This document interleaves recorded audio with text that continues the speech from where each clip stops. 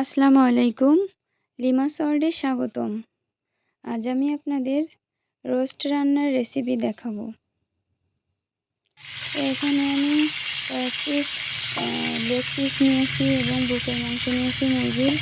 এটা আমি অল্প একটু টক দই এবং লবণ দিয়ে ম্যারিনেট করে রেখেছিলাম। এটা এখন ভেজে নেব, হালকা করে ভেজে নেব, বেশি কড়া ভাজা যাবে না। এই যে আমি রোস্টের পিসগুলো ভেজে নিয়েছি। এরপর হচ্ছে আমি পেঁয়াজ বেরেস্তা করে নিব।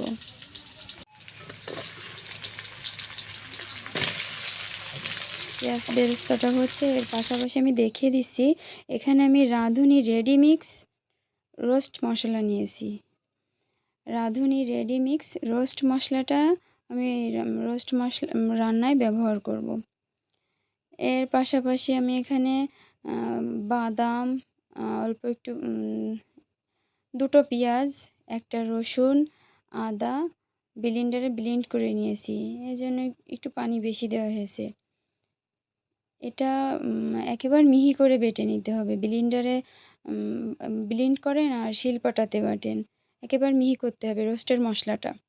এর ভিতর আমি টক দই দিয়ে দিয়েছি। পাশাপাশি কয়েক পিস কাঁচামরিচ নিয়েছি।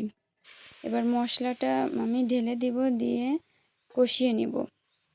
কষিয়ে নেওয়ার পরে রোস্টগুলো দিয়ে দিব এর ভিতরে। রোস্ট দেওয়ার পরে আমি একটু দুধ দিয়ে দেব, গরুর দুধ। এখানে 1 পোয়ার মতো গরুর দুধ দিয়ে দিয়েছি। আমি এই যে আমার রোস্ট রান্না কমপ্লিট। এর উপর পেঁয়াজ বেরেস্তাটা দিয়ে দিয়েছি।